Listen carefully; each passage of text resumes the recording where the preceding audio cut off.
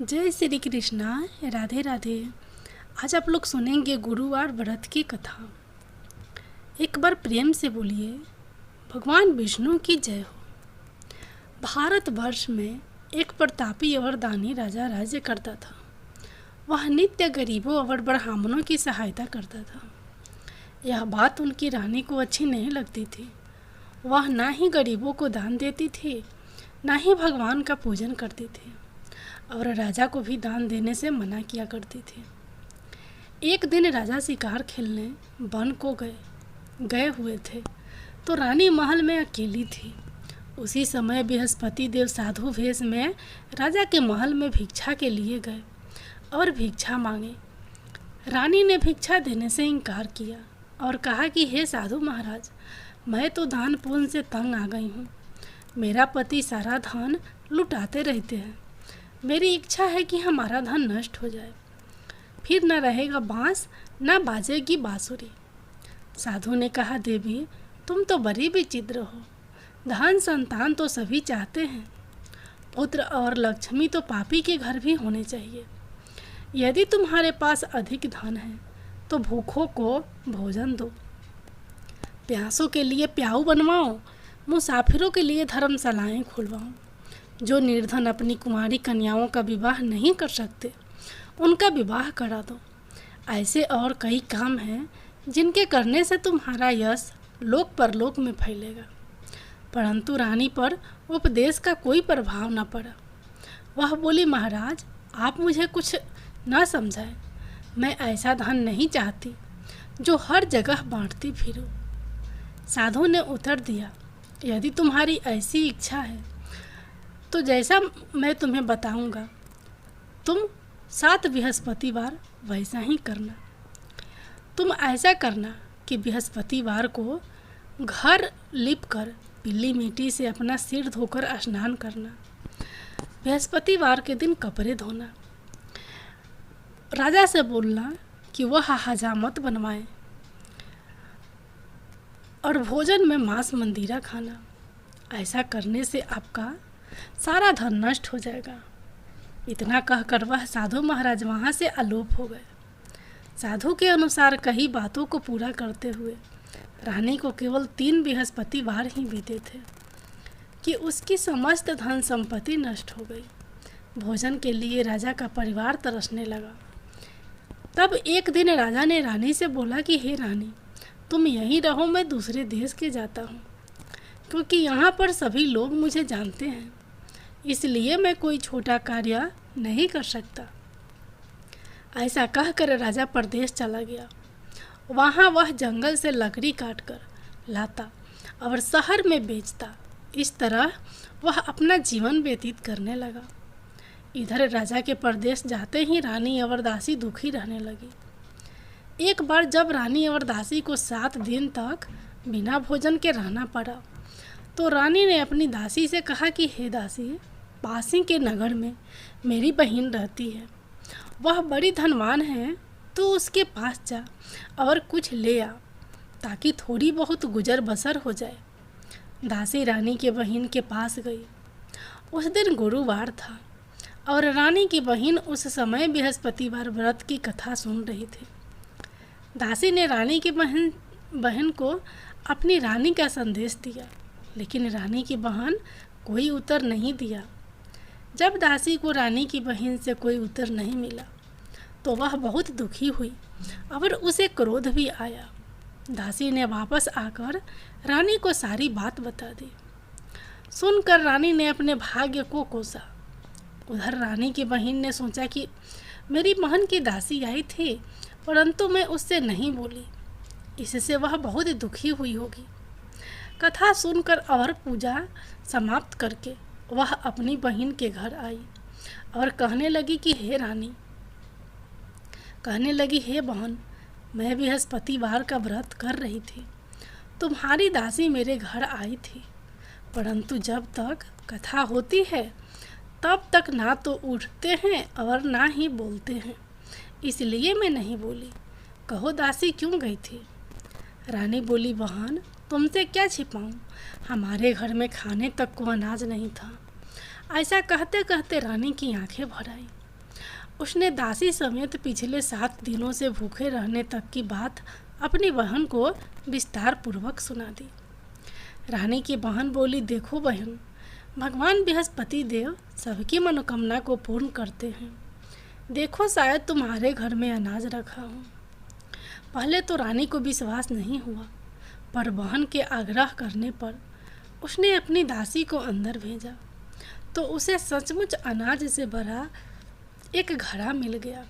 यह देखकर दासी को बड़ी हैरानी हुई। दासी रानी से कहने लगी कि हे रानी, जब हमको भोजन नहीं मिलता तो हम व्रत ही तो करते हैं, इसलिए क्यों ना इनसे व्रत और कथा की विधि पूछ ली जाए ताकि हम भी व्रत कर सकें। तब रानी ने अपने बहन से बृहस्पतिवार व्रत के बारे में पूछा। उसकी बहन ने बताया, बृहस्पतिवार के व्रत में चने की दाल और मुनाका से विष्णु भगवान का केले की जड़ में पूजन करें तथा दीपक जलाएं, व्रत कथा सुने और पीला भोजन ही करें। इससे बृहस्पति देव प्रसन्न होते हैं। व्रत और पूजन विधि बताकर रानी की बहन अपने घर को लौट गई। 7 दिन के बाद जब गुरुवार आया तो रानी और दासी ने व्रत रखा। घुड़साल में जाकर चना और गुड़ ले आई, फिर उससे केले की जड़ तथा विष्णु भगवान का पूजन किया। अब पीला भोजन कहाँ से आए, इस बात को लेकर दोनों बहुत दुखी थे, चूँकि उन्होंने व्रत रखा था। इसलिए बृहस्पति देव उनसे प्रसन्न थे।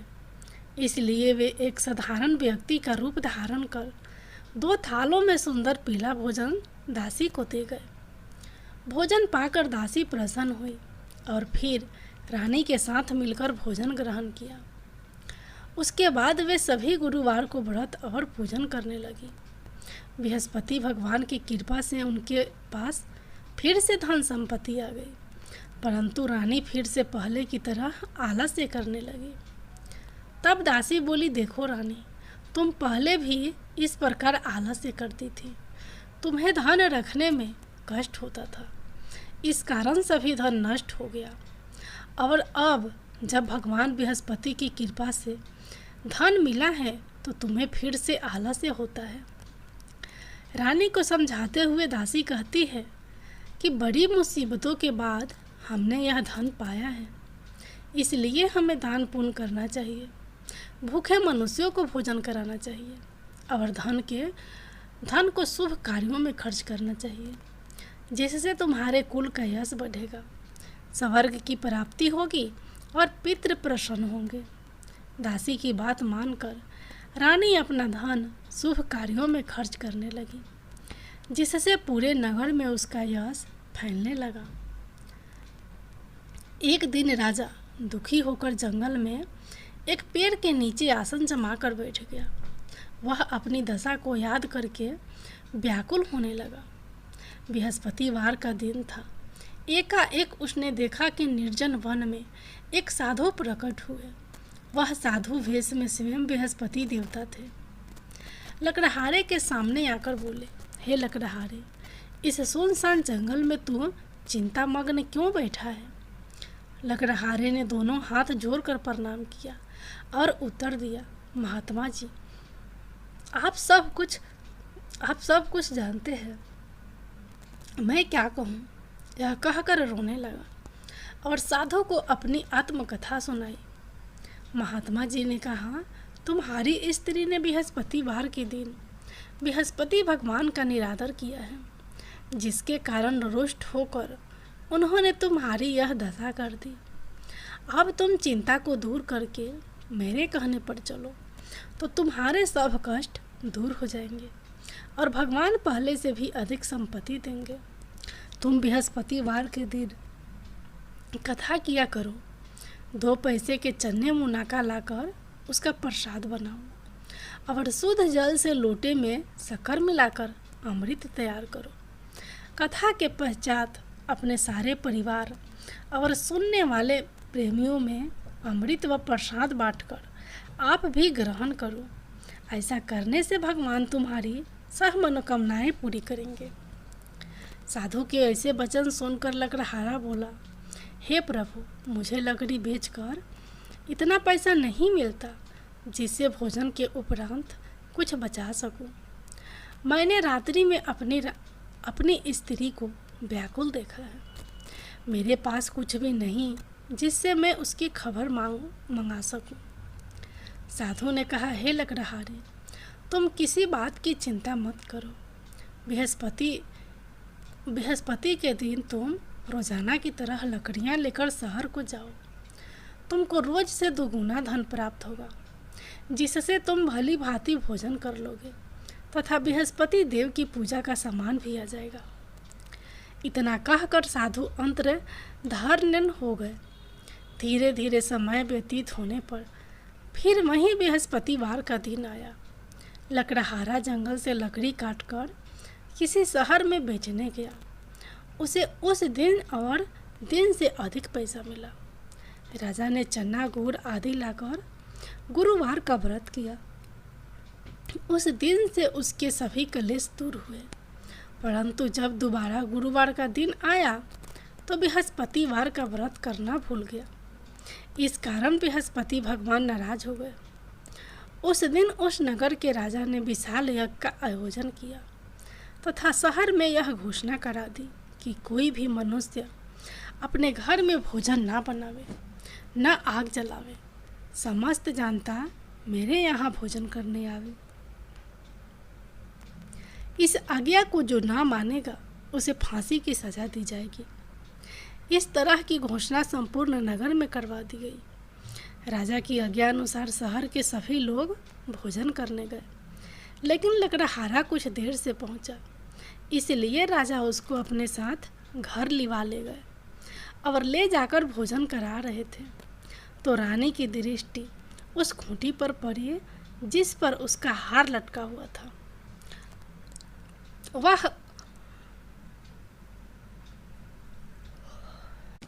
वहां पर दिखाई नहीं दिया।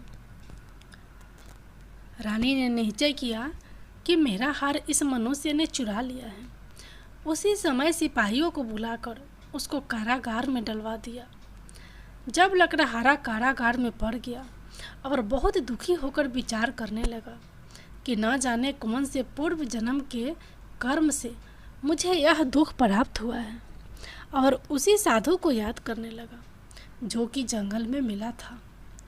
उसी समय तत्काल बृहस्पति देव साधु के रूप में प्रकट हुए और उसकी दशा को देखकर कहने लगे, अरे मूर्ख, तूने बृहस्पति देव की कथा नहीं करी, इस कारण तुझे दुख प्राप्त हुआ है। अब चिंता मत कर। बृहस्पतिवार के दिन कारागार के दरवाजे पर 4 पैसे पड़े मिलेंगे, उनसे तू बृहस्पति देव की पूजा करना, तेरे सभी कष्ट दूर हो जाएंगे। बृहस्पति के दिन उसे 4 पैसे मिले। लकड़हारे ने कथा कही। उसी रात्रि को बृहस्पति देव ने उस नगर के राजा को सपने में कहा, हे राजा, तुमने जिस आदमी को कारागार में बंद कर दिया है वह निर्दोष है, वह राजा है, उसे छोड़ देना। रानी का हार उसी खूंटी पर लटका है। अगर तू ऐसा नहीं करेगा तो मैं तेरे राज्य को नष्ट कर दूंगा। इस तरह रात्रि के सपने को देखकर राजा प्रातः काल उठा और खूंटी पर हार देखकर लकड़हारे को बुलाकर क्षमा मांगी तथा लकड़हारे को योग्य सुंदर वस्त्र आभूषण देकर विदा कर दिया। बृहस्पति देव की आज्ञा अनुसार लकड़हारा अपने नगर को चल दिया। राजा जब अपने नगर के निकट पहुंचा तो उसे बड़ा आश्चर्य हुआ। नगर में पहले से अधिक बाग, तालाब, कुएं तथा बहुत सी धर्मशाला, मंदिर बन गई। राजा ने पूछा कि यह किसका बाग और धर्मशाला है। तब नगर के लोग कहने लगे कि यह सब रानी और दासी के है। तो राजा को आश्चर्य हुआ और गुस्सा भी आया। जब रानी ने यह खबर सुनी कि राजा आ रहे हैं तो उन्होंने दासी से कहा कि हे दासी, देख, राजा हमको कितनी बुरी हालत में छोड़ गए थे। हमारी ऐसी हालत देखकर वह लौट न जाए, इसलिए तू दरवाजे पर खड़ी हो जा। रानी की आज्ञा अनुसार दासी दरवाजे पर खड़ी हो गई। राजा आए तो उन्हें अपने साथ लिवा लाई। तब राजा ने क्रोध करके अपनी रानी से पूछा कि यह धन तुम्हें कैसे प्राप्त हुआ है। तब उन्होंने कहा, हमें यह धन बृहस्पति देव के इस व्रत के प्रभाव से प्राप्त हुआ है। राजा ने निश्चय किया कि 7 रोज बाद तो सभी बृहस्पति देव का पूजन करते हैं, परंतु मैं प्रतिदिन दिन में 3 बार कहानी तथा रोज व्रत किया करूँगा।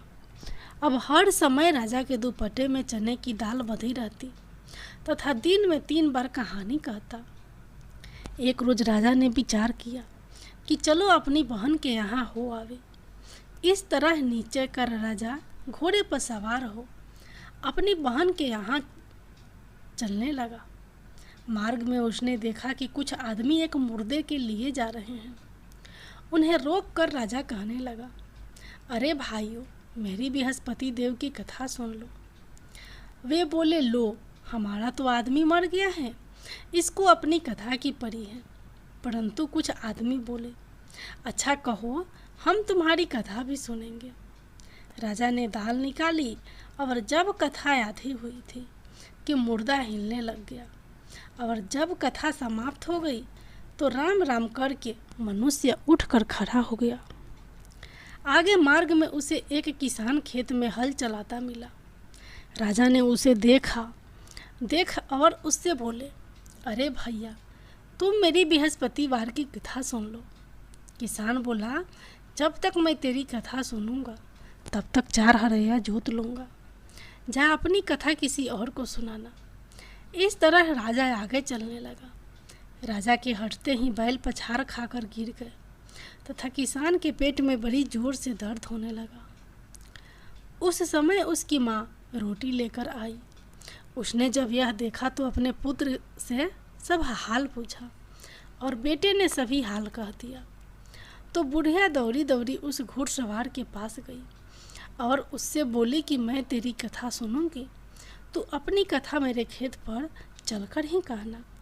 राजा ने बुढ़िया के खेत पर जाकर कथा कही, जिसके सुनते ही वह बैल उठकर खड़े हुए तथा किसान के पेट का दर्द भी बंद हो गया। राजा अपनी बहन के घर पहुंचा।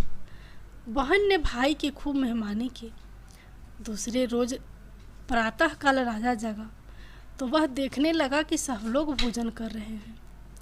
राजा ने अपनी बहन से कहा, ऐसा कोई मनुष्य है जिसने भोजन नहीं किया हो तो मेरी बृहस्पतिवार की कथा सुन ले। बहन बोली, हे भैया, यह देश ऐसा ही है कि पहले यहाँ लोग भोजन करते हैं, बाद में अन्य काम करते हैं। अगर कोई पड़ोस में हो तो देखकर आती हूँ। वह ऐसा कहकर देखने चली गई, परंतु उसे कोई ऐसा व्यक्ति नहीं मिला जिसने भोजन ना किया हो। अतः वह एक कुम्हार के घर गई जिसका लड़का बीमार था। उसे मालूम हुआ कि उनके यहाँ 3 रोज से किसी ने भोजन नहीं किया है। रानी ने अपने भाई की कथा सुनने के लिए कुम्हार से कहा। वह तैयार हो गया। राजा ने जाकर बृहस्पतिवार की कथा कही, जिसको सुनकर उसका लड़का ठीक हो गया। अब तो राजा की प्रशंसा होने लगी। एक रोज राजा ने अपनी बहन से कहा कि हे बहन, हम अपने घर को जाएंगे, तुम भी तैयार हो जाओ। राजा की बहन ने अपनी सास ने कहा चली जा, परंतु अपने लड़कों को मत ले जाना, क्योंकि तेरे भाई के कोई औलाद नहीं है। बहन ने अपने भैया से कहा, हे भैया, मैं तो चलूँगी पर कोई बालक नहीं जाएगा। राजा बोला, जब कोई बालक नहीं चलेगा तब तुम ही क्या करोगी जाकर। बड़े दुखी मन से राजा अपने नगर को लौट आया। राजा ने अपनी रानी से कहा, हम निसंतान हैं, हमारा मुंह देखने का धर्म नहीं है और कुछ भोजन नहीं किया। रानी बोली, हे प्रभु, बृहस्पति देव ने हमें सब कुछ दिया है, वह हमें औलाद अवश्य देंगे। उसी रात को बृहस्पति देव ने राजा के सपने में आकर कहा, हे राजा, उठ, सभी सोच त्याग दे, तेरी रानी गर्भ से है। राजा की यह बात सुनकर बड़ी खुशी हुई। 9वें महीने में उसके गर्भ से एक सुंदर पुत्र पैदा हुआ। तब राजा बोला, हे रानी, स्त्री बिना भोजन के रह सकती है, पर बिना कहे नहीं रह सकती। जब मेरी बहन आवे तुम उससे कुछ कहना मत। रानी ने सुनकर हाँ कर दिया। जब राजा की बहन ने यह शुभ समाचार सुना तो वह बहुत खुश हुई तथा बधाई लेकर अपने भाई के यहाँ आई। तभी रानी ने कहा, घोड़ा चढ़कर तो नहीं आई, गधा चढ़ी आई। राजा की बहन बोली, भाभी मैं इस प्रकार ना कहती तो तुम्हें औलाद कैसे मिलती। बृहस्पति देव ऐसे ही हैं, जैसे जिसके मन में कामनाएं हैं सभी को पूर्ण करते हैं। जो सद्भावना पूर्वक बृहस्पतिवार का व्रत करता है एवं कथा पढ़ता है अथवा सुनता है, दूसरों को सुनाता है, बृहस्पति देव उसकी सभी मनोकामना पूर्ण करते हैं। भगवान बृहस्पति देव उसकी सदैव रक्षा करते हैं। संसार में जो मनुष्य सद्भावना से भगवान जी का पूजन व्रत सच्चे हृदय से करते हैं तो उनकी सभी मनोकामनाएं पूर्ण करते हैं। जैसी सच्ची भावना से रानी और राजा ने उनकी कथा का गुणगान किया था, उनकी सभी इच्छाएं बृहस्पति देव जी ने पूर्ण की थी। इसलिए पूर्ण कथा सुनने के बाद प्रसाद लेकर जाना चाहिए। हृदय से उनका मनन करते हुए जयकारा बोलना चाहिए। बोलो बृहस्पति देव की जय हो, भगवान विष्णु की जय हो। अब सुनिए गुरुवार व्रत की अगली कथा। प्राचीन काल में एक ब्राह्मण रहता था। वह बहुत निर्धन था। उसके कोई संतान नहीं थी। उसकी स्त्री बहुत मलिनता के साथ रहती थी। वह स्नान ना करती, ना किसी देवता का पूजन करती। इससे ब्राह्मण देवता बड़े दुखी थे। बेचारे बहुत कुछ करते थे किंतु उसका कुछ परिणाम ना निकलता। भगवान की कृपा से ब्राह्मण की स्त्री के कन्या रूपी रत्न पैदा हुआ। कन्या बड़ी होने पर प्रातः स्नान करके विष्णु भगवान का जप व बृहस्पतिवार का व्रत करने लगी। अपने पूजन पाठ को समाप्त करके विद्यालय जाती तो अपने मुट्ठी में जौ भर के ले जाती और पाठशाला के मार्ग में डालती जाती। तब ये जौ सोने के हो जाते। लौटते समय उनको बीनकर घर ले आती थी। एक दिन वह बालिका सूप में उस सोने के जौ को फटक कर साफ कर रही थी कि तभी उसके पिता ने देख लिया और कहा, हे बेटी, सोने के जौ को फटकने के लिए सोने का सूप होना चाहिए। दूसरे दिन बृहस्पतिवार था। इस कन्या ने व्रत रखा और बृहस्पति देव से प्रार्थना करके कहा, मैंने आपकी पूजा सच्चे मन से की है तो मेरे लिए सोने का सूप दे दो। बृहस्पति देव ने उसकी प्रार्थना स्वीकार कर ली। रोजाना की तरह वह कन्या जौ फैलाती हुई जाने लगी। जब लौट कर जौ बीन रही थी तो बृहस्पति देव की कृपा से सोने का सूप मिला। उसे वह घर ले आई और उसमें जौ साफ करने लगी, परंतु उसकी माँ का वही ढंग रहा। एक दिन की बात है कि वह कन्या सोने के सूप में जौ साफ कर रही थी। उस समय उस शहर का राजपुत्र वहाँ से होकर निकला। इस कन्या के रूप और कार्य को देखकर मोहित हो गया तथा अपने घर आकर भोजन तथा जल त्याग कर उदास होकर लेट गया। राजा को इस बात का पता लगा तो अपने प्रधानमंत्री के साथ उसके पास गए और बोले, हे बेटा, तुम्हें किस बात का कष्ट है? किसी ने अपमान किया है अथवा यह और कारण हो सकता, कहो, मैं वही कार्य करूँगा जिससे तुम्हें प्रसन्नता हो। अपने पिता की राजकुमार ने बात सुनी तो वह बोला, मुझे आपकी कृपा से किसी बात का दुख नहीं है। किसी ने मेरा अपमान भी नहीं किया है, परंतु मैं उस लड़की से विवाह करना चाहता हूँ जो सोने के सूप में जौ साफ कर रही थी। यह सुनकर राजा सोच में पड़ गया और बोला, हे बेटा, इस तरह की कन्या का पता तुम ही लगाओ, मैं उसके साथ तेरा विवाह अवश्य ही करवा दूंगा।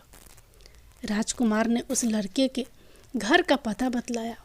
तब मंत्री उस लड़की के घर गए और ब्राह्मण देवता को सभी हाल बतलाया। ब्राह्मण देवता राजकुमार के साथ अपनी कन्या का विवाह करने के लिए तैयार हो गए तथा विधि विधान के अनुसार ब्राह्मण की कन्या का विवाह राजकुमार के साथ हो गया। कन्या के घर से जाते ही पहले की भांति उस ब्राह्मण देवता के घर में गरीबी का निवास हो गया। अब भोजन के लिए भी अन्न बड़ी मुश्किल से मिलता था। एक दिन दुखी होकर ब्राह्मण देवता अपनी पुत्री के पास गए। बेटी ने पिता की दुखी अवस्था को देखा और अपनी माँ का हाल पूछा। तब ब्राह्मण ने सभी हाल कहा। कन्या ने बहुत सा धन देकर अपने पिता को विदा कर दिया। इस तरह ब्राह्मण का कुछ समय सुखपूर्वक व्यतीत हुआ। कुछ दिन बाद फिर वही हाल हो गया। ब्राह्मण फिर अपनी कन्या के यहाँ गया और सारा हाल कहा। तो लड़की बोली, हे पिताजी, आप माताजी को यहाँ लिया लाओ, मैं उसे विधि बता दूंगी जिससे गरीबी दूर हो जाए। वह ब्राह्मण देवता अपनी स्त्री को साथ लेकर पहुँचे तो अपनी माँ को समझाने लगी, हे माँ, तुम प्रातःकाल प्रथम स्नान आदि करके विष्णु भगवान का पूजन करो तो सब दरिद्रता दूर हो जाएगी। परंतु उसकी माँ ने एक भी बात नहीं मानी और प्रातःकाल उठकर अपनी पुत्री के बच्ची जूठन को खा लिया करती थी। इससे उसकी पुत्री को भी बहुत गुस्सा आया और एक रात को कोठरी से सभी सामान निकाल दिया और अपनी माँ को उसमें बंद कर दिया। प्रातःकाल उसे निकाला तथा स्नान आदि करा के पूजा पाठ करवाया तो उसकी माँ की बुद्धि ठीक हो गई और फिर प्रत्येक बृहस्पतिवार को व्रत रखने लगी। इस व्रत के प्रभाव से उसके माँ बाप बहुत ही धनवान और पुत्रवान हो गए और बृहस्पति जी के प्रभाव से इस लोक के सुख भोग कर स्वर्ग को प्राप्त हुए। सह बोलो विष्णु भगवान की जय। बोलो बृहस्पति देव भगवान की जय।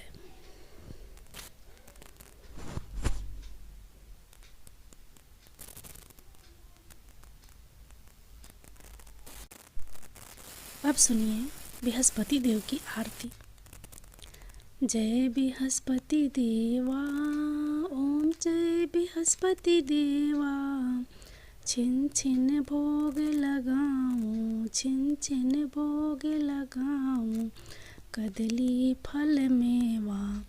ओम जय बृहस्पति देवा, जय बृहस्पति देवा, तुम पूर्ण परमात्मा, तुम अंतर्यामी, जगत पिता जगदीश्वर, जगत पिता जगदीश्वर, तुम सबके स्वामी।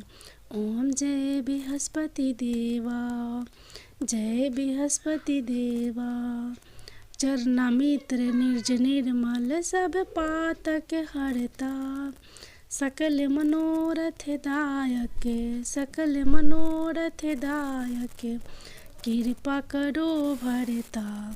ओम जय बृहस्पति देवा, जय बृहस्पति देवा, तन मन धन अर्पण कर जो जन शरण परे, प्रभु प्रकट तब हो कर आकर द्वार खरे।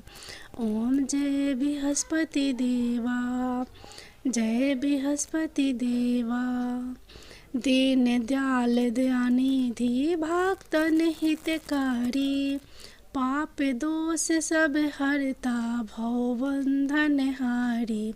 ओम जय बृहस्पति देवा, जय बृहस्पति देवा, सकल मनोरथ दायक सब संशय हारो, विषय विकार मिटाओ संतन सुख हारी। ओम जय बृहस्पति देवा, जय बृहस्पति देवा, जो कोई आरती तेरी प्रेम सहित गावे, जेठानंद आनंद करे सो निश्चय पावे। ओम जय बृहस्पति देवा, जय बृहस्पति देवा। सब बोलो विष्णु भगवान की जय।